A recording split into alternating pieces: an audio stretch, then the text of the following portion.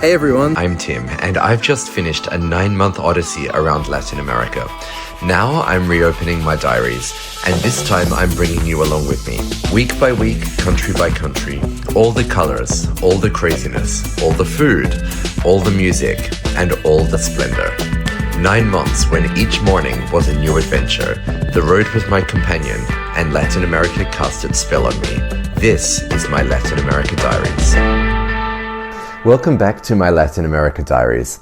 After 10 days in the center of Mexico, it was time to begin my long journey south. This would be the main part of my journey, a giant teardrop-shaped loop to start and end in Mexico, which would take in 16 other countries on the way. This felt like such an adventure.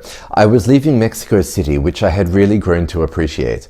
I really felt like I was leaving the city just as it was getting good for me. So this is one city that I definitely have to come back to because I have unfinished business there. By contrast, Oaxaca City I fell in love with immediately. It was so full of life and color, and it grew to be my favorite city in Mexico. There is so much more coming, so please make sure that you like this video, subscribe for more updates, and make sure that you click the bell icon to be notified when I upload new videos from this series. And if you like what you're seeing, please share my content and tell your friends about it. It would really mean a lot to me. I left Mexico City on the AU bus line, and that departed from Mexico City's eastern bus station. Mexico City is huge, and there are 4 large bus terminals around the city, north, south, east, and west, and different departures to different cities leave from different terminals, so it's important to know which station you're leaving from. The journey to Oaxaca took approximately 6 hours, passing what I think was the volcano Popocatépetl, the second highest peak in Mexico. We pulled into Oaxaca and I walked across the city with my luggage to my accommodation on the first night at the Hostel El Cielo, which was busy but comfortable. That first night I walked back into the center of Oaxaca City, and as it turns out, this is one city that knows how to party.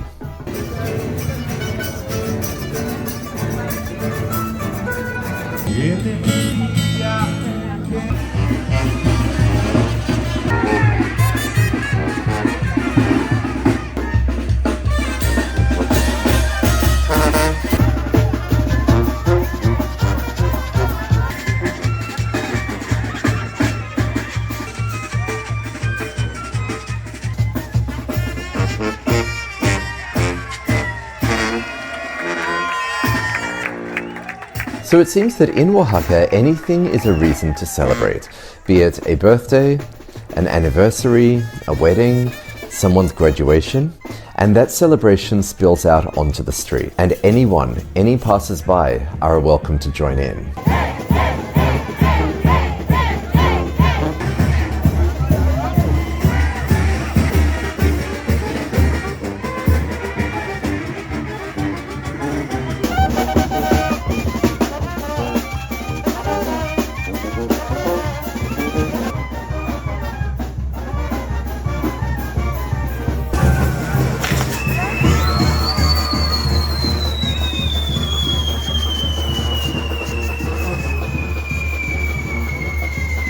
Anyone planning my next birthday, take note.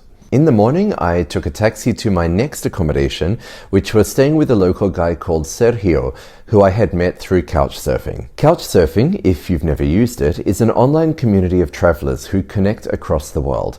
Sometimes you get to crash on someone's couch, other times they'll crash on yours, and often it's just a way to meet new friends and locals on the road. Of course, all the usual safety precautions still apply, and all hosts have reviews and testimonials from previous travelers.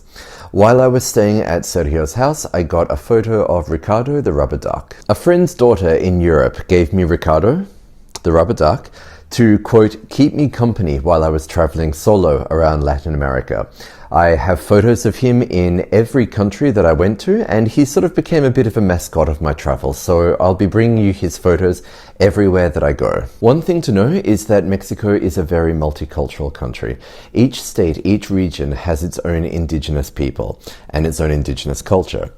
Oaxaca City is the capital of Oaxaca State, and Oaxaca State is home to 16 recognized indigenous peoples. The best known of these are the Zapotecs and the Mixtecs. Oaxaca City is a unique melting pot with a culture which is a fusion of colonial introduced Catholicism and the indigenous.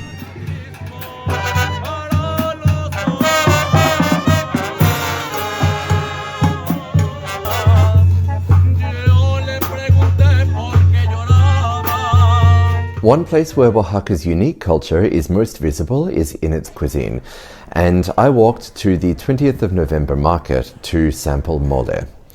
Mole is a dish of chicken in a rich sauce made from ground chilies, garlic, raisins, cacao, and other spices. It was so good. The depth of flavors and how it was kind of instantly a comfort food, even though it was the first time I had tried it.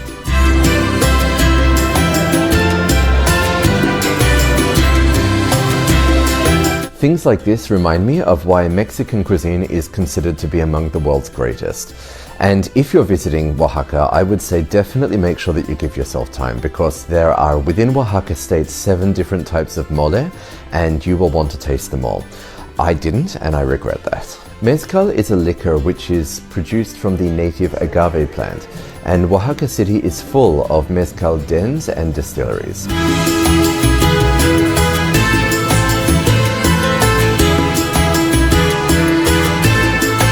I stopped by this little mezcaleria where I met Andrea, an entrepreneur from the United States who once lived in Oaxaca and fell in love with the city and its culture. She has since established her own mezcal brand, Casani. I've linked it in the video description below. Mezcal is not served as a shot, but rather each sip is accompanied with a bite of an orange, dusted with sal de chapulín, a seasoning made from dried ground grasshoppers.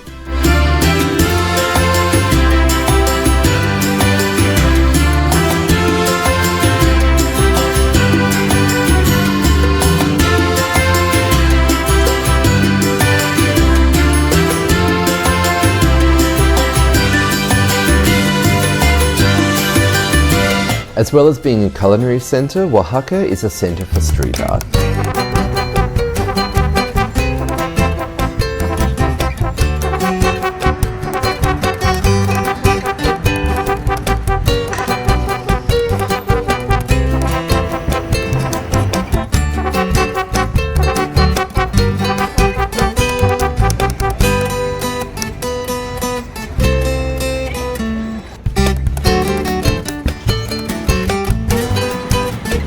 And behind much of the street art are private galleries, such as this one by Carlos Arango. Estas 15 piezas, Sí. estas 15 piezas es un proyecto que me fui de indigente a la calle. Ah, fui a sí. vivir 8 días a la calle, sin dinero, sin celular, sin nada. Okay. Totalmente de indigente.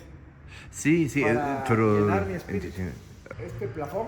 Sí, A ver, sí. para acá. Okay. 6 meses. Yes. Oh, sí. Todos like en 6 6 meses. Sí. Rutinas de 10 horas diarias. Wow. Es increíble. Esto es el día a día, trabajo normal. Okay, No es okay. una serie, Tengo 10 autos pintados, estoy luchando y trabajando duro porque quiero hacer el Museo del Auto Intervenido en la ciudad de Oaxaca. ¿En serio? Sí. Okay. Ya llevo 10, llevo 3 bochos, una combi, 2 BMW y una camioneta Honda. Tengo otro espacio donde tengo 2 autos. Okay, Donde okay, pienso construir el museo, pero pues falta recursos. bien, bien. It's for reasons like this that I say that Oaxaca is Mexico's most colorful city. Everywhere I looked, explosions of color across walls, the streetscapes and the markets. Speaking of markets, my next stop was a lunch of Tlayudas, a kind of Oaxacan shawarma? Kind of? And then I took up position in a cafe by the main square to watch the world go by for the afternoon.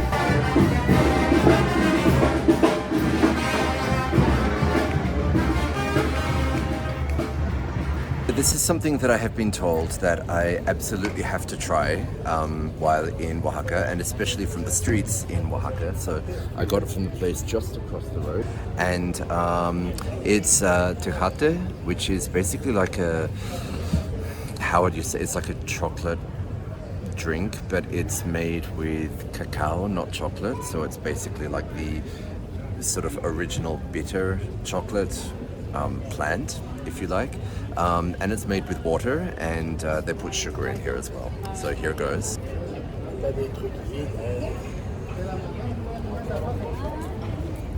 Oh, it's good.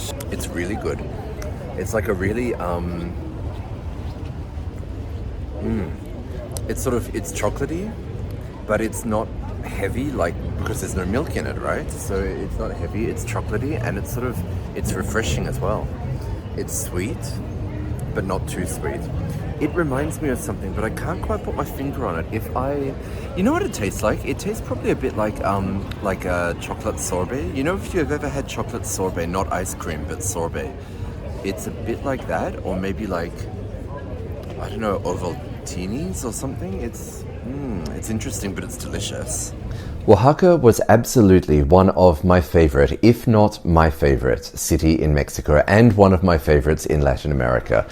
Even just watching the videos now, it's making my feet itch and want to get on a plane and go back there. Oaxaca got under my skin like no other city in Mexico did.